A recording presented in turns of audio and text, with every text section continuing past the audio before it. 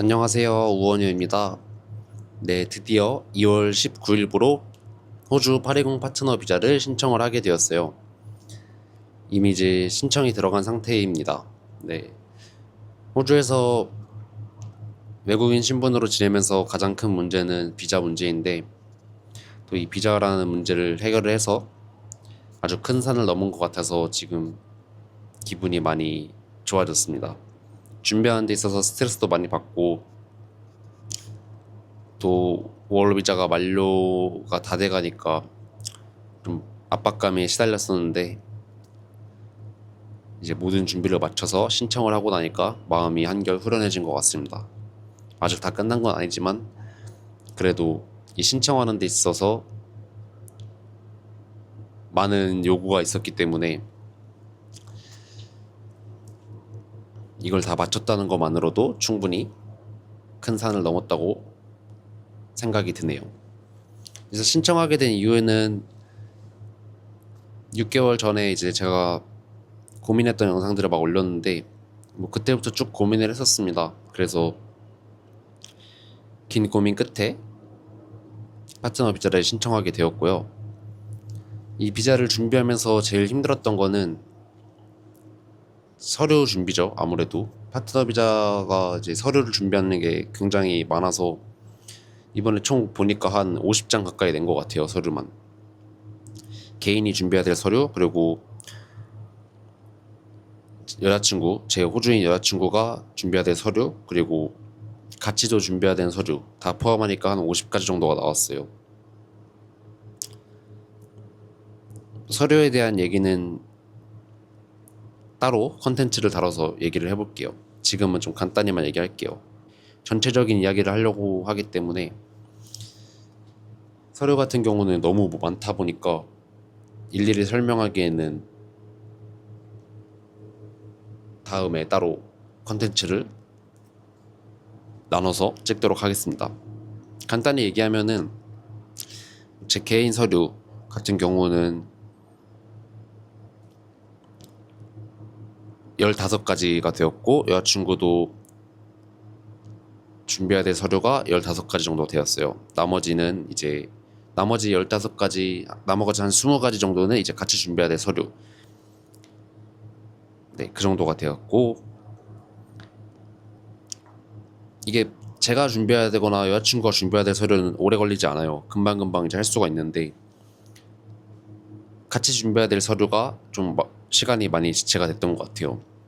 이게 4가지 측면을 바탕으로 준비를 해야 되는데, 재정적 측면, 가정적 측면, 사회적 측면, 헌신도, 이렇게 4가지 측면을 바탕으로 준비를 하는데, 이 자료들을 정리하는 데 있어서 시간을 많이 잡아 먹었던 것 같아요. 그래서 그 2달 동안, 그 중에 한 2주 동안은 정말 이 서류들을 준비하는데 시간을 굉장히 많이 썼어요.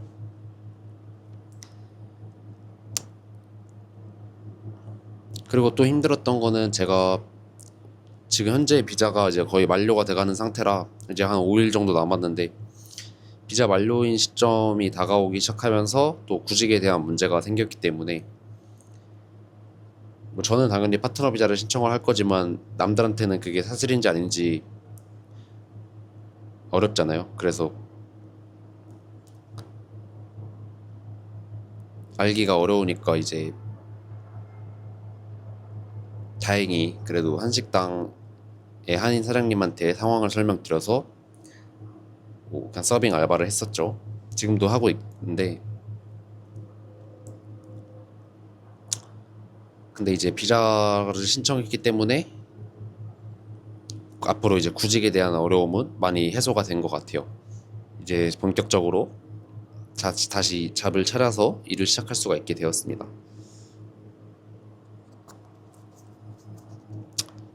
비자를 준비하는 데 있어서 비용 같은 경우는 비자 신청비만 이제 9,365불, 이 숫자가 잊혀지지가 않네요. 참. 뭐 지금 하나로 계산하면은 한 860만 원 그 정도 되는 것 같은데, 비자 신청비와 저는 또 법무사를 이용을 했기 때문에 법무사 비용이 한 300만 원 정도 들어서, 그리고 또 서류 신청하는 데 있어서 필요한 돈까지 하면은 대략 한 1200만 원 정도 들었던 것 같아요. 1200만 원 정도 들었고, 뭐 법무사를 써야 되냐 말아야 되냐. 법무사를 끼고 하는 게 저는 안전하고 또 더 편하다고 생각을 해요. 준비하는 데 있어서. 물론 뭐 혼자 하겠다고 하는 사람들은 혼자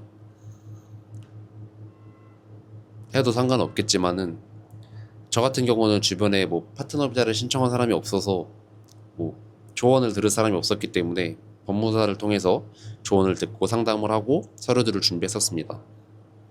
법무사는 법무사를 끼면서 이제 준비를 했었을 때 느꼈던 장점들이, 우선 그 사람들은 그 경험이 많다 보니까 확실히 저희가 준비한 서류들을 이제 정부의 입맛대로 좀 바꿔주는 그런 능력이 있는 것 같아요. 그리고 어떤 서류들을 어떻게 준비해야 되는지 하나부터 열까지 좀 친절하게 알려줬었고, 그리고 서류를 제출했었을 때 이제 수정이 필요한 부분과 보완이 필요한 부분도 즉각 피드백을 통해서 저희가 바로 수정하면서 제출했습니다.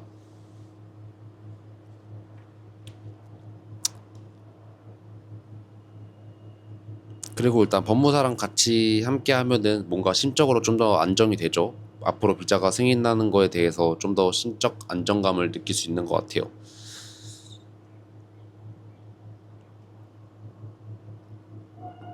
우선 뭐 기본적으로 당연히 저희가 준비를 많이 해야 또 법무사가 조언을 해주고 도와줄 수 있는 부분이어서, 일단 기본적인 바탕으로는 본인 스스로가 준비를 많이 해야 된다. 그리고 법무사의 조언을 통해서 정부의 입맛대로 바꿔서 제출을 하면은 그게 가장 깔끔한 방법인 것 같아요. 법무사 비용이 비싸서 부담이 된다고 하시지만 그래도 법무사를 끼는 게 저는 안전하고 확실한 방법이라고 생각이 드네요. 어쨌든 지금 상태로는 이제 신청이 들어갔기 때문에 제 워홀 비자가 만료됨과 동시에 파트너 승인 대기 비자, 브릿징 비자로 이제 자동으로 전환이 돼요. 제가 지금 2월 25일에 제가 워홀 비자가 끝이 나는데 2월 26일부터는 이제 브릿징 대기 비자라고 해서 또 호주에 체류할 수 있는 비자가 생겼습니다.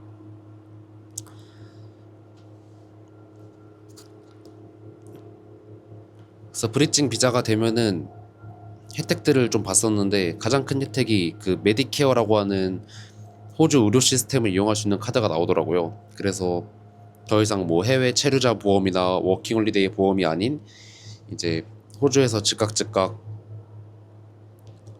의료비에 대해서 이제 청구를 할 수가 있게 되었어요. 그래서 좀 기분이 많이 수월하네요. 이제 아프거나 다쳤을 때 보험을 이용하면은 우선적으로 내가 비용을 내고 보험사에 연락을 해서 막 서류들을 준비해서 다시 돌려받고 이랬어야 되는데, 이제는 그 메디케어 카드를 발급받으면은 병원에 가서 그 메디케어 카드만 보여주면은 그냥 그 자리에서 바로 할인이나 뭐 돌려받을 수 있는 그런 제도들이 생겼습니다. 또 약국 같은 경우도 그 메디케어 카드를 보여줌으로써 인해 외국인 신분으로 약을 사는 것보다 훨씬 저렴하게 또 약을 살 수가 있어요. 굉장히 큰 혜택이죠. 그래서 더 이상 보험이 필요가 없어졌습니다. 뭐 지금도 보험은 안 들어놨는데 호주에서 다행히 뭐 아프거나 다쳤던 적이 없어서 앞으로 이제 그런 거에 대한 불안은 많이 해소가 됐습니다. 아프면 이제 병원에 가서 메디케어 카드를 보여주면은 금전적인 부담이 많이 줄었습니다. 해외에서 아프면 이제 금전적 부담을 많이 고민하는데 그 부담이 사라진 것만으로도 정말 큰 혜택이죠. 그래서 이제 앞으로의 계획은 이제 비자 신청을 했고 월 비자가 종료됨으로써 대기 비자가 나오기 때문에 그 대기 비자로 또 이제 호주에서 일을 계속 할 수가 있어요. 그래서 구직을 하는 데 있어서 어려움이 다 해소가 됐죠. 이제 비자 만료가 아닌 또 새로운 비자의 시작이니까 구직을 하는 데 있어서 또 굉장히 유리해졌습니다. 앞으로 10월 달에 여자친구랑 이제 한국도 갈 예정이라서 지금 제 대기 비자로는 해외 출국이 불가능해요. 호주에서 신청을 해서 이 파트너 비자가 승인이 날 때까지 한 1년 정도 걸린다고 하는데 사실 그 안에 원칙적으로는 해외 출국이 불가능한데 이 대기 비자 A가 있고 B가 있어요. 저는 이제 A 상태인데 A 상태로는 출국이 불가능하지만 B 상태로 전환을 시키면은 해외 출국이 또 가능해집니다. 그래서 앞으로 10월 달에 파트너 비자 승인이 안 났다고 가정을 하면은 저는 그 대기 비자를 전환을 시켜서 한국에 갔다 올 생각입니다. 네. 그 전까지 이제 호주에서 또 열심히 일을 하다가 한국에 갔다가 다시 호주에 돌아올 계획입니다. 어쨌든 파트너 비자를 신청을 하고 나니까 확실히 비자에 대한 문제가 해결되니까 정말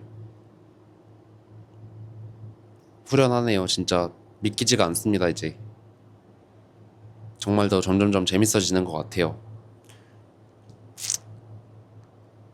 앞으로가 또 기대가 됩니다. 네. 아까 말한 서류에 관한 얘기들은 제가 더 자세히 다뤄서 따로 얘기를 하도록 하겠습니다. 감사합니다.